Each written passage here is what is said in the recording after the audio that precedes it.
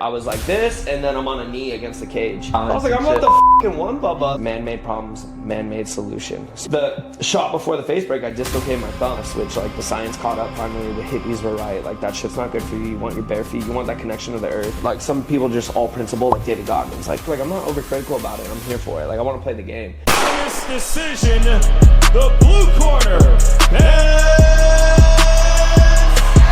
Elrod. Come out to Eminem. That's Vance Elrod getting himself a victory tonight via a Hail Mary. Wow.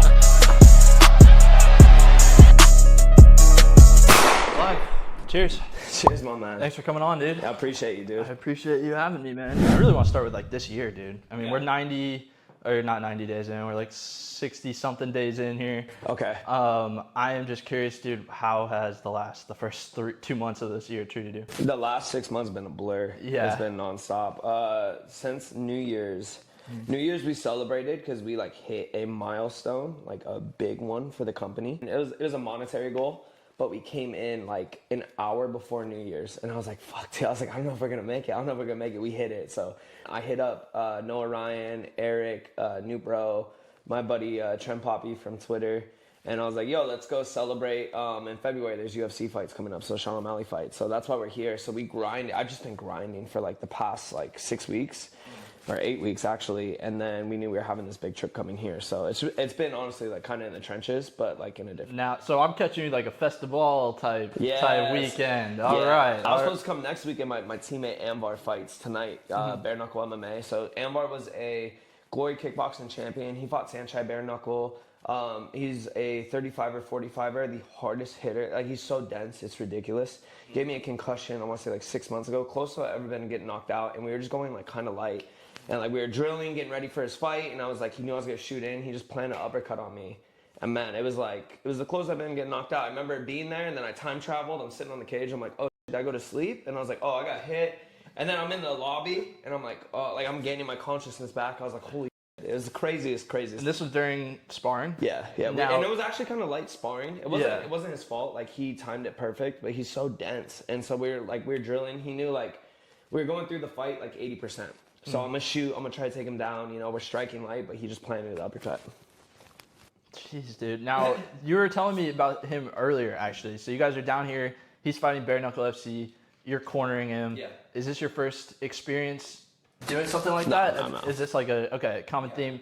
Now he came from Thailand. How did you guys meet? Did you know him before he came to, I assume it was Vegas, and trained with you? Yeah, no, I did not. I didn't even know who he was actually, which is kind of like bad on me. I should know. I'm a nut for Japanese kickboxing. Okay. I love striking. I study more than anyone. But when it comes to Thai boxing, I love like Sanchai and I love a few Thais, but I don't love the rhythm and striking. So it's a lot of ping pong. It's away, back and forth, where you throw on a small glove, you're not allowed to do that because you can intercept anytime. You can't high guard. It's not all just kick heavy, stand in front. It's like they kind of fight like helicopters, like sitting in front of each other and shooting at each other, whereas like MMA is like jets. Like we're moving in and out, we're closing range, getting out of range, and it's like one shot, slap your consciousness out of your skull, you know? So it's like you have to respect that. When you have a bigger glove, you know, like you're playing more of a style, it takes that away.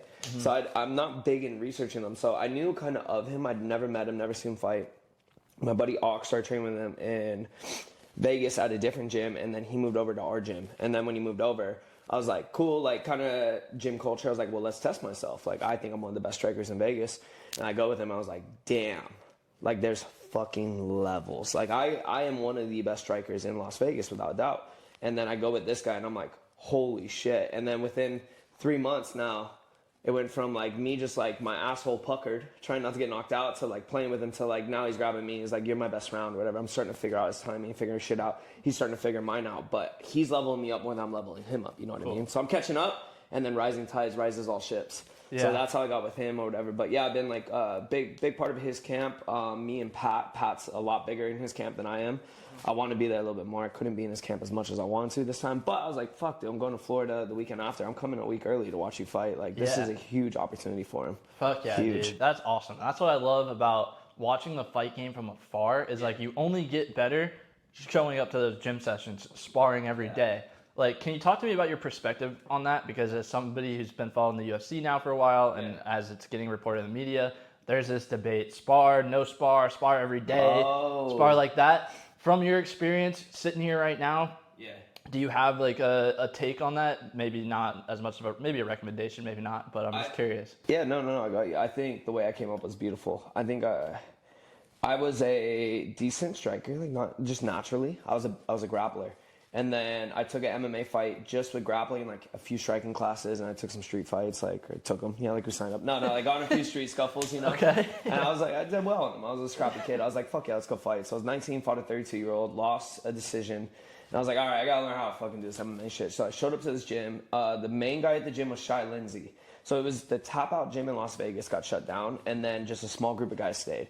I went with that group right after they shut down. So I hit up Shai. He was a friend from high school, middle school. I was like, I want to get like more into MMA. You're doing well. He was a tough enough champion. He's going pro. I was like, let me work with you. Bro, I got my ass fucking whooped every day. So I was the nail, nonstop nail. He dropped me every day with a liver shot. Every day I contemplated going back to college. It was terrible. I hated it. I hate every day. I was like, my weeks were so stressful because we would spar Saturday and then Sunday I would relax and enjoy. And then by Sunday night, I was like, fuck, I have to spar Shai again next Saturday. Like, he has a fight coming up. Or, like, I just knew. And then, like, okay, we're training all week. We're going to be doing drills. But Saturday, I'm going to get my ass beat again. Like, it was that stressful because of how much pain I was going through. Like, get the shit kicked out of me, dude. And, like, I was tough in jiu-jitsu. But, like, jiu-jitsu is different than contact fighting, you know? Yeah.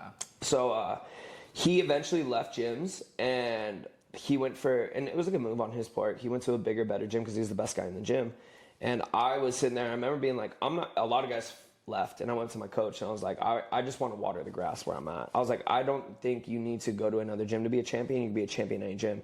At that time, I was watching Demetrius Johnson come up in like a shack, Conor McGregor come up in a shack. I was like, I don't need to go somewhere to have everything. I have everything. I just need to put in time. And I was like, and I'll get attention because I am now going to be one of the best guys in the gym, and the coach give me attention. Coach never gave me attention, whatever. So I taught myself a bunch of shit. But going from that to becoming the best guy in the gym and then me sparring guys not as good as me was actually detrimental to winning. So you need to learn how to be a hammer as well. And so I saw this with Shai too. Shai left gyms and he was no longer the best guy in the gym. And when you get on a mat with like 12 other world champions of the craft and you're not like, they don't care about you, they're not trying to grow you or anything, you get really good at being the nail. So you get good at surviving, you get good at like weathering a storm, you could hang with top guys, but you're never finishing them. There's something about you being the hammer and simulating the kill every single time you spar. Builds the ego, builds the confidence, builds the subconscious, and then when you fight, it's no different. And so I stopped like kind of being timid in exchanges and like just surviving, finding ways just to like doggy paddle to like stroking, and like now I'm winning. I went on a win streak that way. So in the beginning, to go back to the question, important to spar hard, important to get your ass beat, then sparring it for the win. So we do this all the time with our guys too, is when they have fights coming up, like you're not allowed to beat them. So like 10 days out from the fight is when we'll start switching. Before that, beat the fuck out of them. But then we start letting them win, start building the so that they can just train to kill exactly mechanism. And if you throw four rats together, sorry to interrupt you. No, you're good. The Nick knock kicked in, yeah. We're gonna get flagrant today, I promise. So I like it. 4 rats in 2 tubes, right? Yeah. Boom, these two fight. You take the winner of this tube, and you swap them, they win again.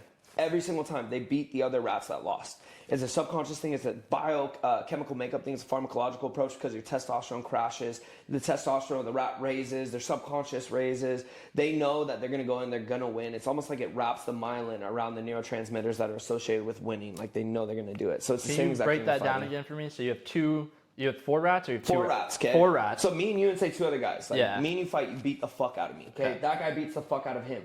That guy comes over to fight me. Even if I'm better than whatever. The guy who won fights the loser. Mm-hmm. They'll win again. Right. So winning is contagious like that. Right. So there's streaks, there's shit like that, you know? So that's kind of the same thing with fighting. So there was another jiu-jitsu athlete. He left his gym, went to Europe. He was a black belt. He started training with guys who are all like blue belts, started beating them, and then he ended up being a champion. It's because you get so good at just simulating the kill. Yeah. Like lions. They're always playing. They're not playing like when they're hunting to lose, like they're playing to win, you know? There's a difference between a lion in a cage and a gazelle in a cage. One's fighting to kill, one's fighting for their life, you know what I mean? Yeah. So they're both dangerous, but it's a difference, you know? One's going for the kill, one's just trying to survive, get the fuck out of there. 100%. Yeah, I love how this applies to literally everything, because like I love like my background's in sports, and when we talked about running, the reason I got so good at running was because freshman year on from high school and then in college, I looked at who the top guy was, And if they were going on an 8-mile run at 7-minute pace, I'm going on an 8-mile run at 7-minute pace. Yep. And I didn't care that they were pissed off, and I didn't care that they were barking and they didn't like it. Yeah. I knew I was getting better, and I was going through it. And like we talk about, like being the nail, it was like being the nail, depending on the situation you're in, it's going to look a lot different. You might physically be getting beaten up. You might emotionally be getting beaten up. Like, oh, these guys don't like me. They're not going to like me. I shouldn't be my best self. But then eventually you earn that respect. Like, oh, we need this. Eventually that year ends up. We need this guy to go to state. I do this a lot with relationships, exactly what you said. Like all relationships, like whether it's friends or anything like that, like sometimes I don't want to be liked. I just want to be respected. So I was going through a breakup at one point in my life, and I remember I had that moment. I was like, who gives a fuck if she likes you? Just make sure she respects you, you know, whatever you do. So like I was getting basically like denied left, and I was just like, okay, like that's fine, but I'm not going to lose respect. Like I'm not going to text you at 2 a.m. I'm not going to cry to you. I'm not going to do that shit. I remember I was trying, and then I was like, fuck this, like she's never going to respect me, because no matter what, like in those situations, like who cares if they fucking like you, you know? And that's like, it sounds so cliche, but it's the truth. But if you just position yourself in a, all right, I demand respect instead of being liked, you operate life way differently. It's a higher vibration or whatever you want to call it. It's just you put yourself on a different path up the mountain. 100%. And I think you get around, like you said, you attract those people. Yep. I've noticed once I committed to that, same thing, went through a really bad breakup freshman year of college.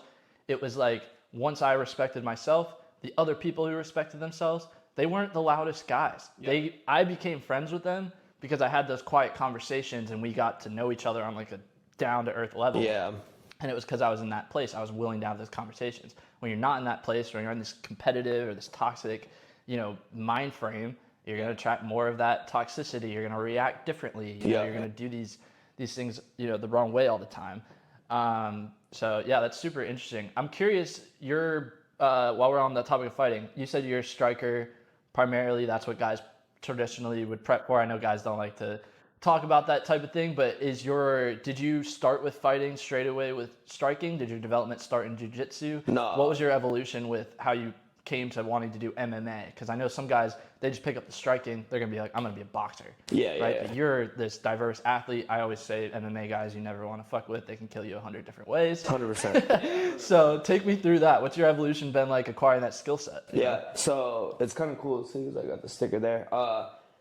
I'm starting to believe in like, I mean, it's true, there's science behind it, but I'm starting to believe in like generational fucking knowledge. Of course, like there is like, it's how like animals have instincts, like not to go near that fucking pond. Like there's a gator. Like sometimes animals just pick up on shit and it's learned behavior. It's the fear thing. So like rats, the third generation, if you shock this one on a corner, this third generation might be scared of that corner. So it's like, it's kind of survival instinct. It's just weird how it can be passed along through DNA. I started out with pure jiu-jitsu and I loved it. I was a pussy. Like I hated getting hit. I did not want to get hit. I was going to wrestle as a kid, but like the flyer said, oh, you might get a bloody nose. I was like, fuck that, Mom. I don't want to do this, you know? I'll play football. No shit. And so I was just grapple heavy.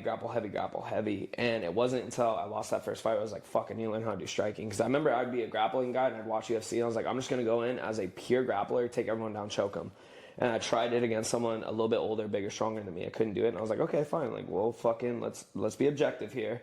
All right, I need to learn how to strike. So I went and learned how to strike, and it came so fast, dude. So, like, the progress I could make in a year in jiu-jitsu, it would take me a month in striking. And so my great-grandpa was a boxing champion of his time. So he didn't win, like, all the big belts, but he won one of the belts. He boxed under a name like Eddie Murphy. And that was my great-grandpa on my mom's side. And I was like, fuck yeah, dude. So I think, like, it came to me that way. I don't know, but I'm just striking so much easier to me. It's so much funner. I'll do jiu-jitsu. I'll wrestle. I do love wrestling. I do love jiu-jitsu, but you put a gun in my head, I would be a kickboxer before I'd be a jiu-jitsu athlete. I just love striking. I get it. It comes to me quick. Picked it up fast. And, man, I don't know. It's just I have a deep passion for it that I kind of lack in grappling. But with that being said, like my last fight, I choked the guy out twice. Finished him with a triangle, ref stopped it, restood us up, which was the weirdest thing ever, and then I finished him with a rear naked choke, yeah. I have a flying rear naked choke as my second amateur title off the cage, where I ran off the cage, threw a rear naked, choked him out. I'll fly fucking triangles, I'll fly, arm bars. I love it, don't get me wrong, but it's just something about striking, like that impact, and when you hit him perfect and you don't feel your hand, you think you missed, and you see him fall, and you're just like, holy shit, like it's just, so that's what it feels like to knock a guy to the ground. You don't feel it. Yeah, it's like what they say when you hit a home run. You don't feel the the ball off the bat, but when you hit a foul ball, it hurts like a. Yeah. That's the same thing, dude. Like, you'll hit someone hard, and you're like, fuck. Like, how's he standing there? Like, you throw a shot, and you feel like you miss, and it's just like, you just see them buckle, you see their eyes changing, and you're like, oh shit, like, got him, and then you go for the finish, and then that right there is like the most primal thing, like, hurt him, and then you know you're won, like, you know it's check, you're about to put him in checkmate, you see the moves on the board, and you're like, I got you, and then you go kill him. Yeah, no, that's awesome. I really like how you described what it feels like to knock somebody out, and then also the evolution on it from there. Now, just to kind of transition, obviously your main business right now, Meraki Medicinal.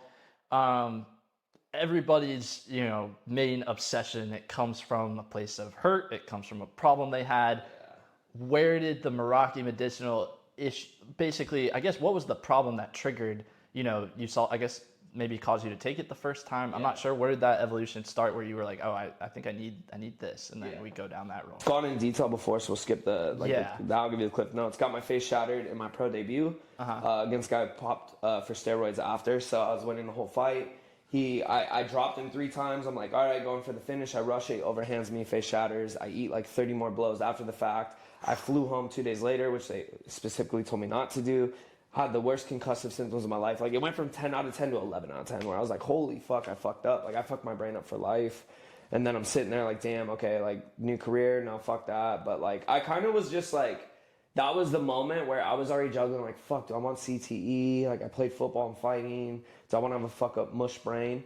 2, all right, I mushed my brain. Might as well just deal with it now. And then, just not to interrupt, but you're having these thoughts based on what the doctor tells you, based on how you feel on the inside. Like, I'm going to have CTE if this happens again, or are the doctors telling you like, hey man, if you keep doing this, if you keep getting hit like this, these issues are happening? What is that process like? Like, are fighters told these things when they're going in for treatment, or is it more self-conscious, you got to know what your limits? Both. Okay. Yeah, doctor. I've been in rooms with fighters too, where doctors are like, yeah, you keep this up, you're done. And they're just like, all right, cool, thanks, doc. But the other side was like, me and my girlfriend were arguing one time, and I opened up the laptop, and I saw she was Googling like CTE side effects and shit. And she was like, I'm worried about you. I was like, holy fuck, dude. I was like, are you kidding me right now?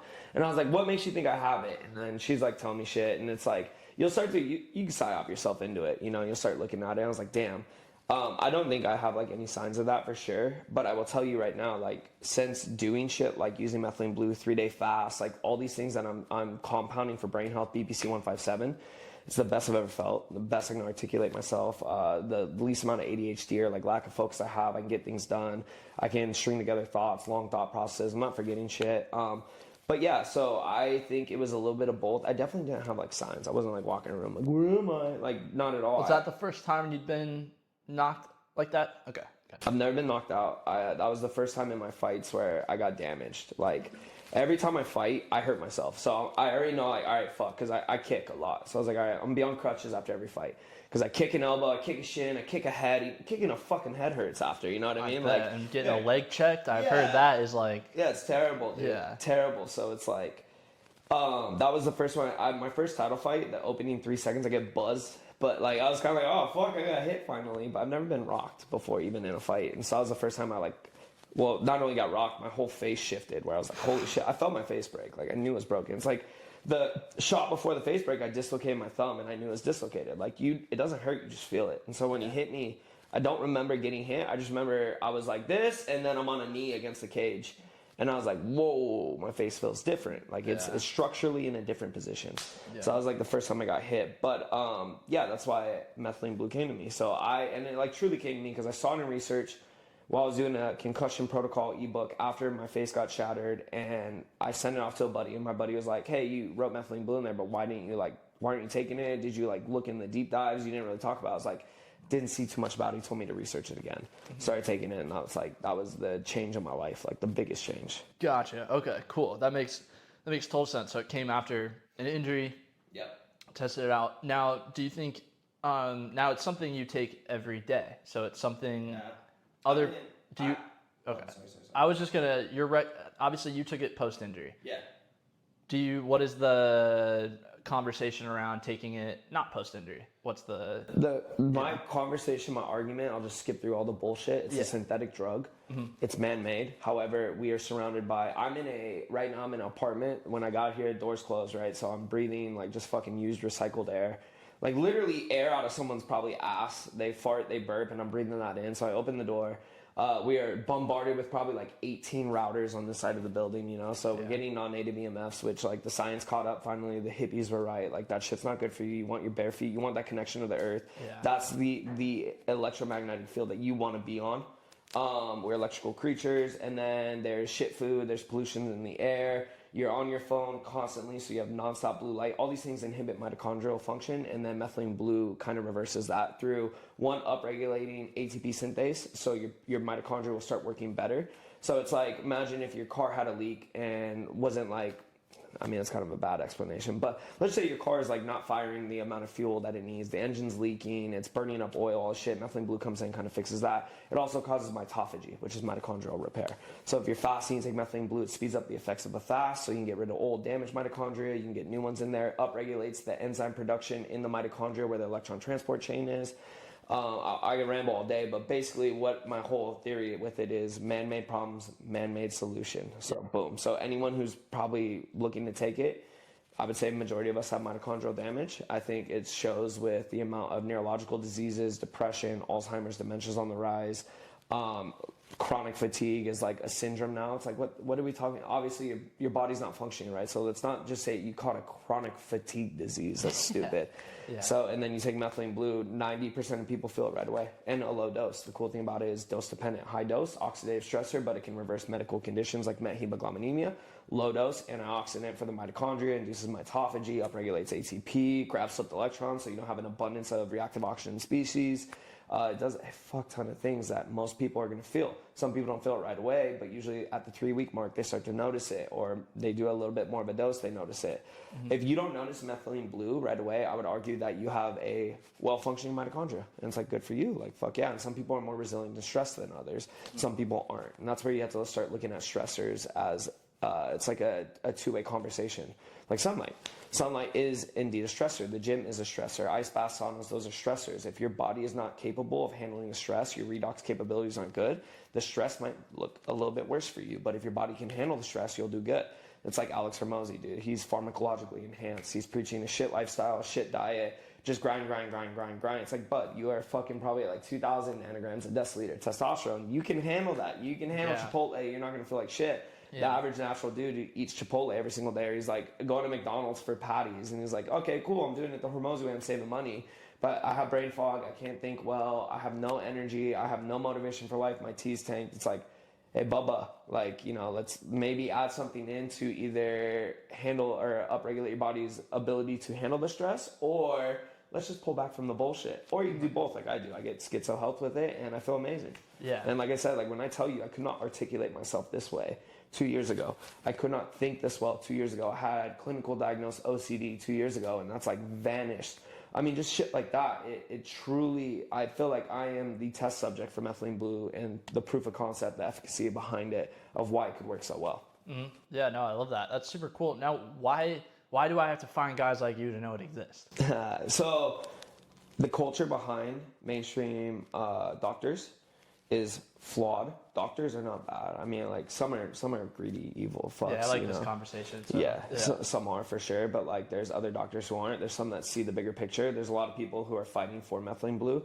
Dr. Abood, my man, dude, he is like the most based doctor on Twitter. And he tells you why too, because he's lived it. So we're all on the outside and we're like, oh, fuck off. Like, oh, you don't know anything about nutrition. But like also, I don't know the curriculum a doctor has gone. I've never done it. I don't understand it. But like a lot of people are explaining it to me like a boot. And it's like you go through 40K a year while also working like 16-hour days sometimes, or like multiple day shifts. And it's like, yeah, dude, like you're going to get in this culture, this little echo chamber, just like some people get on Twitter, that you're not being fed outside information. You are taught to cure diseases by fixing symptoms. So you are also monetarily incentivized to prescribe prescriptions that are going to, one, increase your pocketbook, two, reduce the symptoms of someone, and you think you're doing like the work, and it's a lot harder, or a lot easier rather, than telling someone like, yo, you need to ground, get sunlight, change everything you're doing. It's going to take a ton of effort. It's going to take time and you'll feel better. And also like the research isn't really there because you have to fund studies, and who's going to fund studies on fucking grounding? You know what I mean? Right. Rather than the $1 billion company coming in and wanting to fund studies on aspirin or some shit like that. Yeah, making some fucking chemical again. Exactly. I mean, we just saw it with the whole C19 thing. Yeah. Like, talk about like enhancing pocketbooks. We didn't know how to solve. We didn't have a vaccine for it. We decided to test and sell 100 different things. Yeah. There's nothing on paper that tells me that that's a good or safe idea, not to go down that route. Yeah. But like you just mentioned, it happens across not just that disease, all diseases and all things. And it's like, I think a lot of people, man, like, I'm curious for your take on this, like what limits people from exposing themselves to the knowledge, because I think now in the world we live in, I like to say there's really no excuse. If you feel like shit, you need to look up why you feel like shit and start following people who don't feel like shit. Yeah. Like, it sounds simple, but it's real. Yeah. But yeah, like what are the limiting beliefs for people that, like, why can't they just go the more holistic, like what causes them to not go the more holistic route and just keep doing the things that obviously haven't worked the first 20 plus years of their life? Yeah, I realized this when I was watching, I think it was Chimp Empire, Planet of the Chimps, Planet of the Apes, Chimp Empire, I think it is. Okay. One chimp doesn't fit in with the group, they'd exile him. That chimp's death sentence. Yeah. You don't fit in with the group, you die. Yeah. We still have a survival brain instead of a success brain. So nowadays, the most successful people are the one who can shut off all intuition, all instinct, all ability to survive in that way, because you got to think like our brain's still programmed to have like a tribe mentality, a survival mentality, right? So you have experts and you have majority of the population not really aware, and it's catching on. We're watching it like real time. Like the niche shit in Twitter is now becoming more and more mainstream. You have though people who are not really around that, and they hear like one or two people on there, but then they're surrounded by 17 people, especially like you're in college, like that indoctrination's like so spot on. Right. And you're surrounded by 17 people who are like, you're a bigot. And like, do you want to be called a bigot? But really nowadays, the most successful people are the ones who go against the groove. And it's hard to do because like, fuck, like you're really programmed to survive. If you do not fit in the tribe, you'd be exiled, you would die. And then if you can fit in the tribe really well, you can find success through that way. And I think like it's really a chimp brain mentality that you go about instead of thinking for yourself. And like you'll see it, man. So many people are fucking programmed that way. So many people, it's crazy. I just got my blood drawn for the second testosterone test. We're praying it comes back fucking better, because Twitter ripped me apart. Yeah, I was looking for that video. Did you take it off? What? The video where you're like, I have the testosterone of like a 12-year-old. No, I didn't. It's not a 12-year-old, all right? That was the headline or something. Or like the title, I clicked it and I watched the first like 8 minutes and then I fell asleep. My editor fucked me on that one. No, gotcha. It was hilarious. We did that on purpose. But, yeah, it was smart as shit. Yeah, it was good. We leaned into it. Yeah. I think it's hilarious. It's also like, if you start looking at it deeply, like you start to realize like it opens the door to the basic knowledge of testosterone. And what people think of it, it's not testosterone. There's also like, there's total test, there's free test, and there's your androgen receptors, you know, there's cortisol, there's timing, you know, like that point in time I got my first testosterone check done, it was 793. That point in time I was 793. I don't have 793 tests. You're not walking around with that unless you're on HRT and or TRT and you're like jabbing yourself, then your test is going to be high all the time. But like even that last test I did was at noon.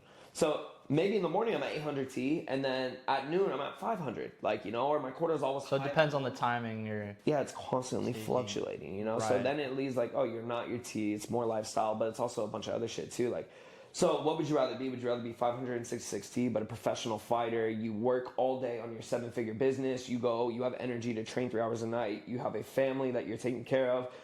You are doing Chad random things like nonstop. You feel good mentally. I feel fucking amazing. Or would you have someone who's like 900 T, but like they have no results, you know? Or even they do have like some physical results, they look good, but like they're not like feeling their best. It's like, so what's really going on? But back to that, what was the question?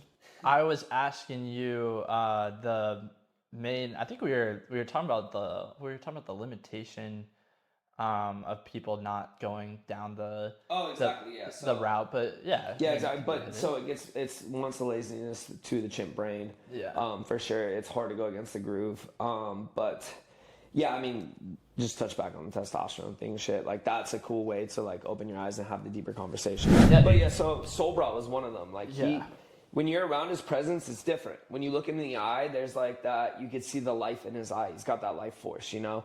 He's definitely like what he's preaching for whatever reason. Like he's also the most present guy when you're around him. So that for me was the proof of concept. Now, if I got around him and I didn't feel that, I would tell you. I'd be like, yeah, I don't know. Like, so now I'm like sitting there like, fuck. So I'm trying raw meat with him. I'm like doing things a little bit different. And I used to be super esoteric in that way. So like I would wake up, have a morning routine. I get sunlight. I would stay away from like plastics. Like I went like all in and I felt great. And then with business, with life and everything, for me, it makes more sense sometimes. Sometimes I wake up, I fucking espresso, nicotine. I get to work for 8 hours on my phone. Yeah, same. And it's like, I got to get it done. But, right. and like, that's good. But I noticed like over time, it starts to weigh on me. I was like, fuck. And then like, it was kind of the perfect timing for him to come back and visit me. Cause then I was like, damn, like I want to get back to this. The way he feels, the way he's like going about his life, like it's a little more romanticized. But there's benefits to it, you know? Like, there's principle and results. He's living, like, some people just all principle, like David Goggins. Like, suck. And then some people are all results. And those are, like, the people are just, like, reading the studies. And they're just like, okay, what can I do to get the most out of life? I'm not over-optimized in that way. And then you have, like, the marrying of both. I think he's for sure marrying the both. I would say he leans more on the side of principle. You know, like, he's the sake of trying things to see. And, like, if it's not natural, like, he doesn't believe in it.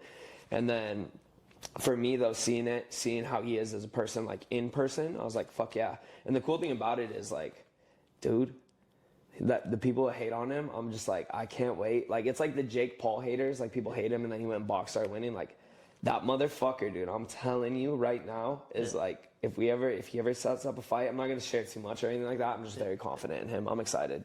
Yeah. I promise. No, I'd like to see it. I know there's some people on Twitter that call people out every other week. Yeah, it pulled me into this shit.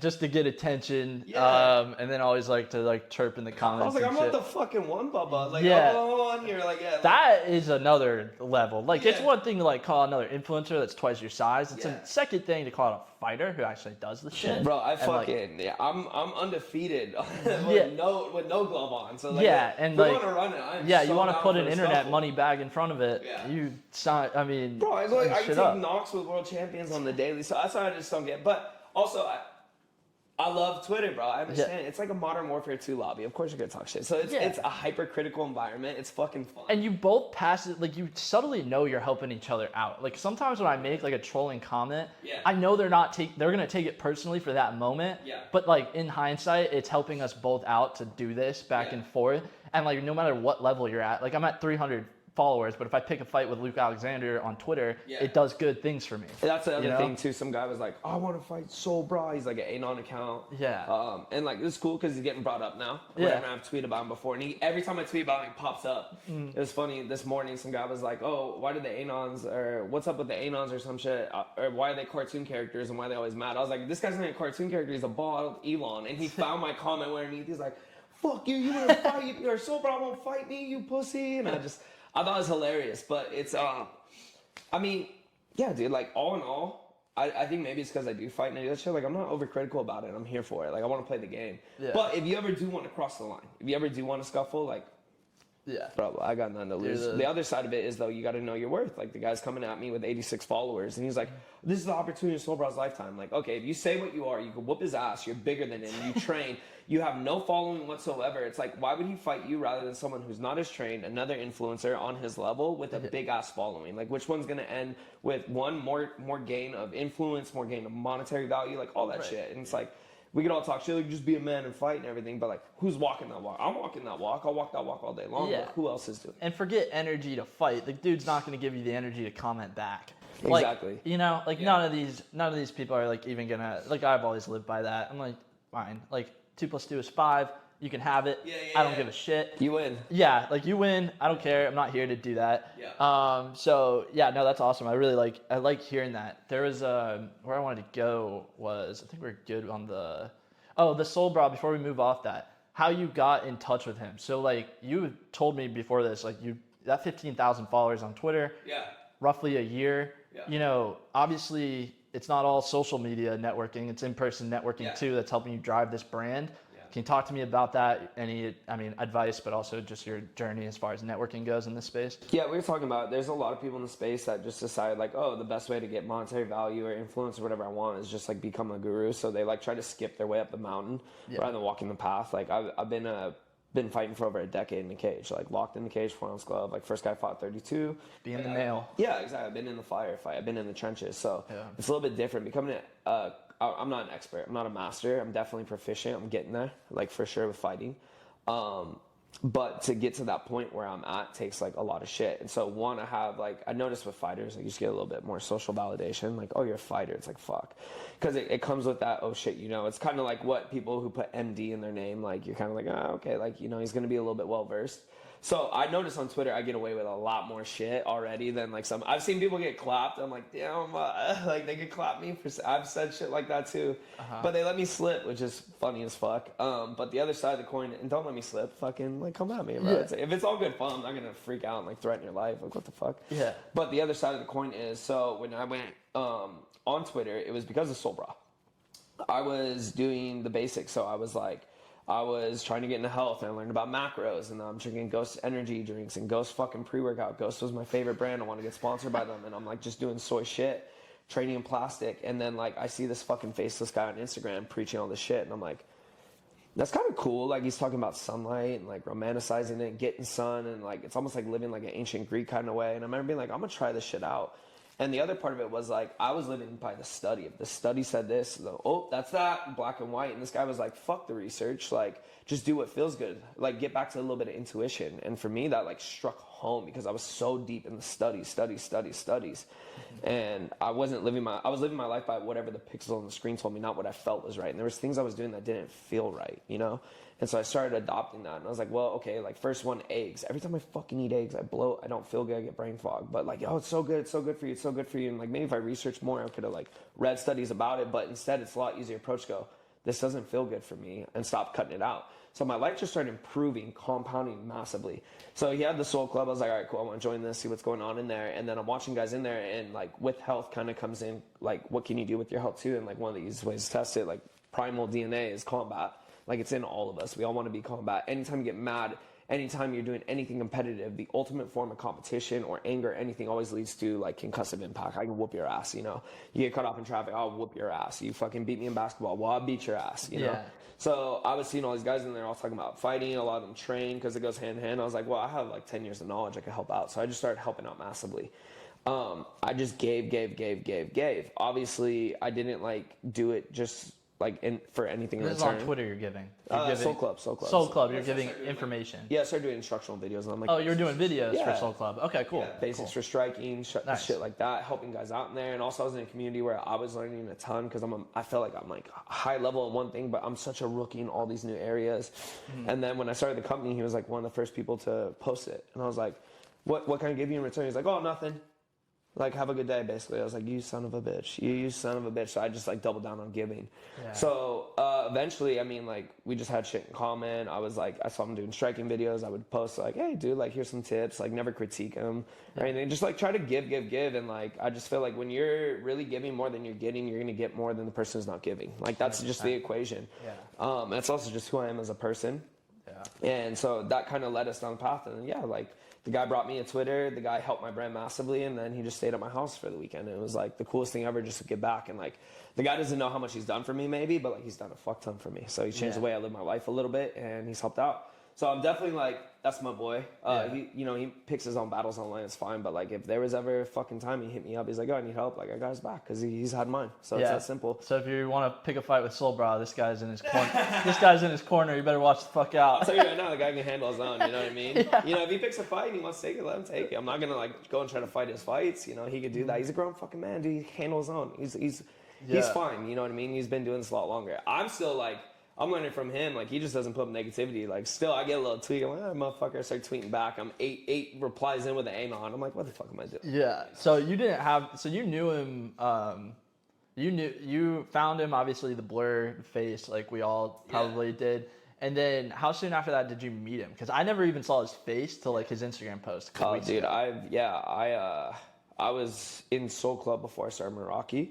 Okay. And then I just met him now. So it was like, that was the first time ever meeting him whatsoever. Yeah. I was going to go on a few trips, but I had fights lined up, couldn't do it and shit. Yeah. But yeah, that was the first time I met him. Interesting. Yeah, it's super cool, especially because I bet you showed up and you just both have this like innate like instinct that you're kind of on the same wavelength. We're on different wavelengths. Different wavelengths, but that guy's deep. Like he's deeper than anyone. Like, I've met health Twitter people, and like you meet them in real life, you're like, you're a fucking degenerate. Like, you're not a health Twitter guy. You know, they're just posting because it gets likes or they have knowledge in it, but they don't walk the walk. No, that guy's fucking walking the walk. So what's your approach around these people? Because I think obviously even in like I saw a picture with Volk. Yeah. You know, any other? I'm sure there's other fighters that come to mind. Yeah. Does your mind frame, like, should mind frames change when you're in the room with some of these guys who we know have walked the walk? Like, how do you approach that, especially from a networking standpoint? I know I want to know, as more high-level people come into my circle, like, there's a certain way you carry yourself.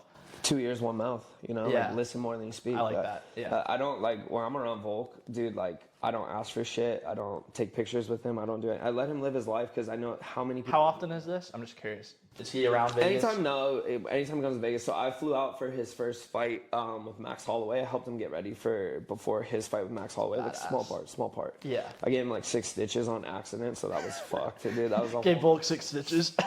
Yeah. Not on purpose. Not on purpose. Yeah. On accident. Dude. Yeah. It was like, and of course, like Volk being the guy he is too. Like the other thing is like I'm lucky to be surrounded by like people who are good people. I think it's just naturally because I want to be around good people, not shitheads. Volk's like one of those souls for sure. Like he's a solid fucking dude. Yeah. So like, I don't know. Like I don't take up their energy. I don't take up their time, and I just try to get as much as I can from them without asking for anything in return. You know what I mean? That. So and then I try to give as much as I can. So like, anytime Volk's in Vegas, like my first thing is like, what can I do to make his Z stay?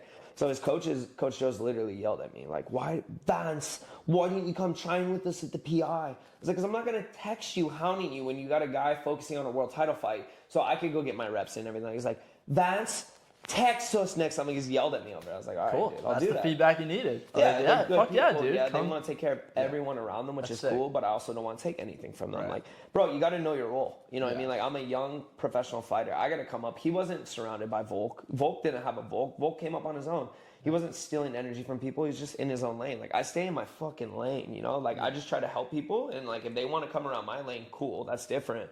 But I'm just helping. Like, that's the way to do it. Giving and just staying in my fucking lane. I know my role. That's a world champion. I'm not going to come to Volk and try to teach him one thing and then, oh, he's going to like me now, or I gave him this. He's going to like, I'm not thinking like that, dude. I'm just blessed to be around them. And so I'm authentic. I do me. And it works out every single fucking time. It's a lot different energy than me just trying to like fucking be a fanboy. I like that. 2 ears, one mouth, and definitely just these guys want it. Like what I've noticed, the more like high level guys I have on the podcast. Yeah. Most of you guys like to help. Yeah, like, exactly. 99, and they're just not getting like, and they don't. It's about how you ask, right? It's not even in the sense that you ask. It's more the questions that you're asking. Yeah. Like I'm always just more like your questions you need to be asking. Yes, they should be helping you, but make sure they're not like base level shit that they're just getting hounded with all the time. Now you hit on the point. You know, Volk's a world champion. You've probably been around other world champions. Is there anything that stands out about how these guys carry themselves that you can pinpoint to that you think separates them? Yeah, they do. I would say it's probably they do all the little things right. You know what I mean? Like they're not doing anything big that's different. They're just humans. Like you get around them, they're just fucking people. Like dude, I'm like, they're normal. Like 100%. They breathe the same air as you. But what it comes down to is like when it's time to turn shit off, they're doing it. They do everything right all the time. They're never off. You know what I mean? They're in that champion mode and they walk the walk. Yeah, no, my brain lit up when you said that because I was listening to Chris Williamson's podcast on the way here today, and he was interviewing this more of his recent episode with an author named Andrew. I don't know his last name, but it starts with an H if you guys want to find it. But anyway, the author was talking about how like we look at, you know, they were talking about big things, big disasters that turned into massive opportunities. So they brought up the Depression, they brought up C-19.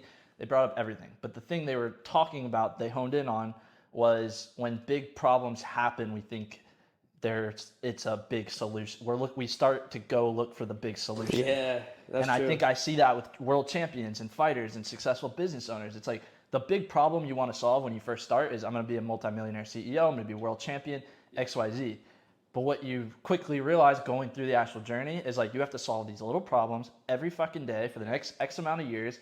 And then that opportunity will present itself. But if you're just searching for the big opportunity, you're not going to have the self-confidence. No shit. You didn't do the little things. You weren't the nail like we keep bringing up. Like, so I thought that was a really good mind frame that he brought in, where it was like, you talk about these big problems that happen across decades. It came from us doing the little things wrong and then realizing we need to go back and do the little things right. Yeah, exactly. You know, rebuild. So that's super applicable. Cool, man. One final, not like a final question, but kind of as we wrap it up, I always like to ask the guest, kind of off key, one question you have for me. Oh, with you, fucking, what's your mile time? My mile time. Oh, I like this question. Peak mile time. Peak mile time was 4:29. Fuck, dude, are you kidding So me? around the track in spikes, Yeah. you know, state level competition. I had to make the top 6 to get an at-large bid to go to state, and I was in the toughest region in the state. So the top 6 from that region usually went. Yeah. So I just fucking finished 6th. I was like, I'm finishing. Like the state champ was in my heat, but I was like, I'm finishing 6th.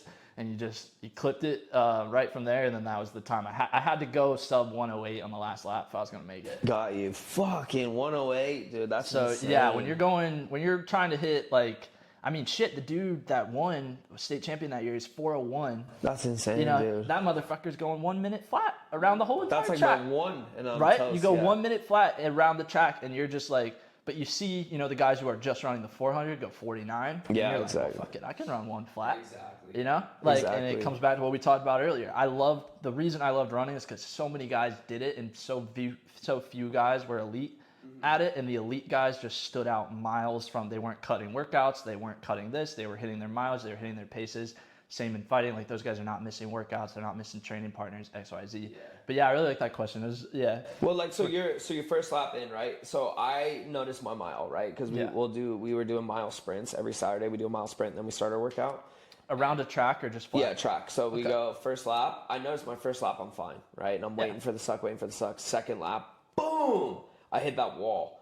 And it's like, fuck, dude. I feel like every vein in my body's ripping open. Like, I can't fucking breathe. Everything's locking. I'm like, dude, there's no way I'm making it 2 more. Yeah. But then that third lap gets a little bit easier. And that fourth lap's my easiest lap. It's like I hit that wall and I break over. Do you hit that wall ever? Or are you just like... So it's about how you approach it, right? So like from my thing was always my kick. So I raced to that third lap. So I basically wanted to get guys to that third lap because I knew with 600 to 800 meters left, like roughly 2 laps to go, that they weren't going to win. Got you. So you're like an anchor with it. Yeah, so basically those first 2 laps are feeling out the race, and you just want to keep the top guy here and these 4 guys in between you, and they get you through the first half mile, and then you'll start to see it. A lot of guys, if they're kickers and they go off the front, they pull everyone back. So there's a great race I refer to on this. But basically the idea is you want to get to 800 left and know that even half a mile at 6-minute pace is only 3 minutes of your life. Yeah. And you just go. Are you doing that mental math? 100%. I'm doing the mental math. I'm like, you know what? With running all the time, you know, in high school we trained miles, but in college we trained minutes. And I realized the reason we trained minutes was because it was way better on the brain to say, I'm going for a 60-minute run than it is to say I'm going to run 10 miles or 8 miles. You're going for time. Yeah, around the track, best race I ran in college, they made me do the 5K around the track, and I'm a mile guy. So this is 12 laps, and I'm used to running 4. It's my first college meet, and I'm like, but I had to go, 34s every 200. That's how I factored it. So I had 24 200s, and I had to hit sub 37 on every single one. And we finished through, and she's like, and I didn't wear a watch. I was notorious for just carrying a stopwatch whenever I ran. So races, I dropped it. And she's like, you were 37, 12 for 12. Oh, nice. Yeah. And it was like one of those things. But yeah, talking about the wall, just it's getting through 2 laps. Yeah, it's a mental game too. So that's the mental and the physical. Like you're breaking down. Because for me, it's like, okay, I have fucking 4 laps. I feel like death. I'm like, well, I have exactly. Like I have 16 100s to run. Like that's fucking cake. Okay, That's like cake. oh, I just banged out another one, 15, 14. Okay, I got 3 more half laps to go. Like that's so easy for me to explain. So yeah.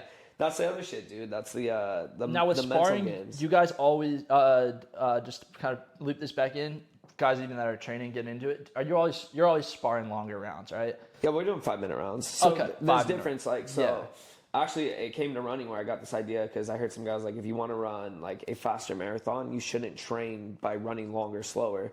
You should go shorter bursts, faster until you can hold that 6-minute pace. Another mile, another mile, another mile. 100%, yeah. So we'll do little drills, like 2-minute drills of like high speed, high pace scrambling, because if you do a 10-minute sparring round, like, yeah, you'll get a little bit more tired if you're going hard, but you start pacing yourself. But if you know you only have 2 minutes of work to get done, you'll hold that. And then we do 3 minutes, then 4 minutes. You build that pace, how long you can hold it. So even on the bag, like, or sprints or whatever, I'm like, okay, cool. Like I can do 30 seconds all out on this bag before I'm toast. And then it's like 35 and then 40. And the next thing you know, I can do a minute 30. So anytime I go and and I'm sparring or I'm fighting someone, no, all right, I can dump the machine gun like magazine. I can dump the tank with 1:30 left because I know I can hold that. So that's the same exact mental game. 100%. All right. Yeah, I love that. And I think it's applicable to everything, right?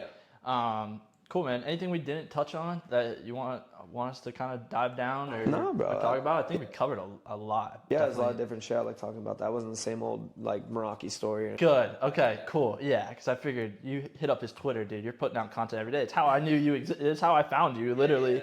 Was like I would like more natural stuff in my life. Like let's see what the word is. So yeah, man, I can't thank you enough. Thanks for coming on. Appreciate you, bro. Grab this picture and we'll peace out to everybody listening. If you made it this far, like, subscribe, do the duties. I love you, and I'll see you on the next one.